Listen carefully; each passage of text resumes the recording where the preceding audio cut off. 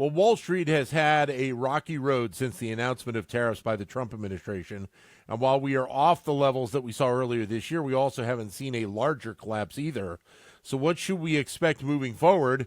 Pleasure to be joined right now by Itay Goldstein, who is a professor of finance here at the Wharton School. Itay, great to talk as always. Thank you, sir. Great talking to you. You know, it's interesting. We've talked so much about uncertainty and how the markets hate uncertainty. Well, certainly this has given it maybe one of the biggest shocks of uncertainty we've seen in quite a while, maybe going back to the early days of the pandemic. Yes, this is absolutely true. I think the story of the last few months, or I would say the first 100 days of the administration, is a story about uncertainty because it has been a rocky ride.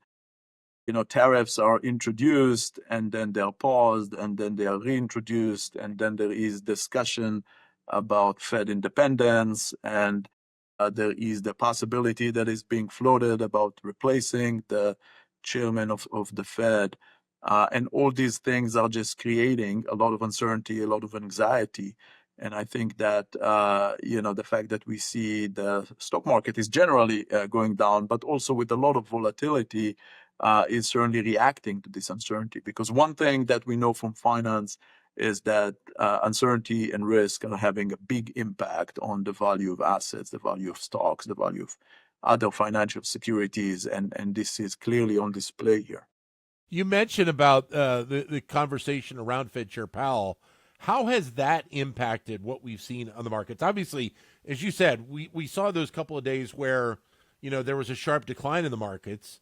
But, have the markets kind of settled in that it doesn't seem like there's going to be any movement to remove Powell at this point? Yeah. Taking a step back here, I would say one of the things that most economists would agree on is it is important to have independence for the central bank. In the case of the US, you're talking about the Federal Reserve. We want that to be independent because we know a lot from economic theory, but also from historical episodes. Governments always have this temptation to create more money, to have inflation, to reduce rates, to sort of have looser conditions that would help economic activity. But this is a short-term bias because this is creating a boost in the short term. But then as the market, as the economy gets used to it, then the effect is subsiding. And in the long run, this is really damaging because what happens in the end of the day is you're left with the inflation and you don't really have any of the positive economic effects. So the reaction to it over time was really to have this central bank who is independent and is going to try to resist the temptation. If the government is trying to create looser conditions, the central bank will say, no, we are worried about inflation, so we are going to tighten conditions when we see that inflation is picking up. And this is very important because then you have the restraint from the central bank and you're not tempted to fall into this trap of short-term economic stimulus.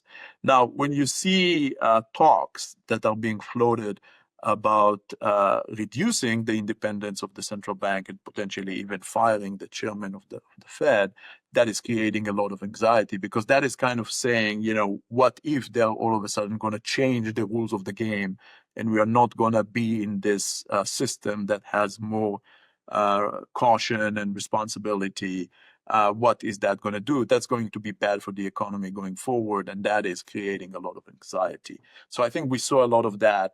I think at the end of the day, the administration so far got the message from the market that it will not be a good idea to try to replace the chairman of the Fed at this point, and they said they're not gonna do it. But in the end of the day, when you're thinking about it, there is still a lot of uncertainty going forward about just how independent the Fed is going to be, who is going to replace Powell when the time comes, and what will it look like at that point. And is the administration then also getting the message in terms of the level of tariffs? And is there somewhat of an expectation by those in and around Wall Street that we may see tariffs at some point longer term.